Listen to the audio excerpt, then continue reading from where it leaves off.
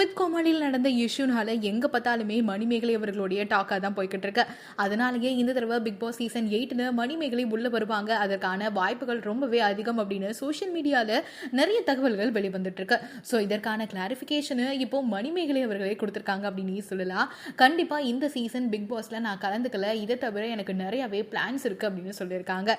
So அவங்களுடைய YouTube சேனல்ல பார்க்கும்போது எல்லாருக்குமே தெரிஞ்சிருக்கும் மணிமேகலை இப்போ அவங்களுடைய வில்லேஜ்ல கன்ஸ்ட்ரக்ஷன் ஒர்க்ல ரொம்பவே பிஸியா இருக்காங்க. ஸோ அவங்களுடைய ட்ரீம் ஹோம்ல ஒரு பக்கம் பிஸியா இருக்கிறதுனால கண்டிப்பா பிக் பாஸ் சீசன் 8 வரதுக்கான வாய்ப்புகள் ரொம்பவே கம்மி அப்படின்னு சொல்லலாம். ஸோ மற்ற ஷோஸ்ல இவங்கள எதிர்பார்க்கலாம். அண்ட் அது மட்டும் இல்லாம குக் வித் கோமாளில இருந்து யாராவது வருவாங்களே அப்படின்னு எதிர்பார்த்துட்டு இருந்தப்போ சுனிதா அவர்கள் கண்டிப்பா வருவாங்க அப்படிங்கிற மாதிரி இப்போ செய்திகள் வெளிவந்திருக்கு. சுனிதா அவர்களை பொறுத்தவரையும் குக் வித் கோமாளி மூலமா எல்லார் மனசுலையும் ஒரு பெரிய இடம் பிடிச்சிருக்காங்க அப்படின்னு சொல்லலாம்.